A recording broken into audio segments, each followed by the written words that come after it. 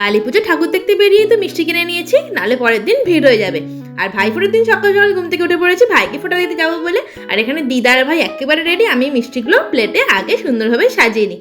আর দেখেছো ভাই ফোটার লেখা কি সুন্দর সন্দেশটা। তারপরে সবকিছু সন্দেশ ভালো করে প্লেটে সাজিয়ে নিলাম। চন্দন বেটে ধান দুব্বো একেবারে সুন্দরভাবে দিদা আগে থেকেই রেডি করে রেখে দিয়েছিল।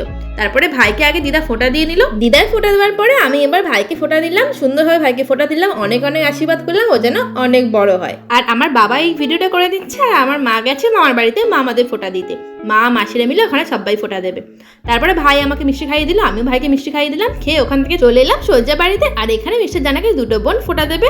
আর এই যে এসেও গেছে বুকু আর পটাই, সুন্দরভাবে প্লেটে সাজিয়ে আর সুন্দরভাবে মিষ্টি জানাকে ফোঁটাও দিয়ে দিল। আর ফোটার পর তো সেলফি তুলতেই হবে, সেলফি তুলে সোজা চলে এলাম রিয়াদির কাছে। রিয়াদিও মিষ্টি জানাকে ফোঁটা দিল, মিষ্টি খাইয়ে দিল। আর এই সুন্দর গিফটটা দিয়েছে আমার ভাই। নেক্সট ব্লগে আবার দেখা হবে, ততক্ষণের জন্য টাটা।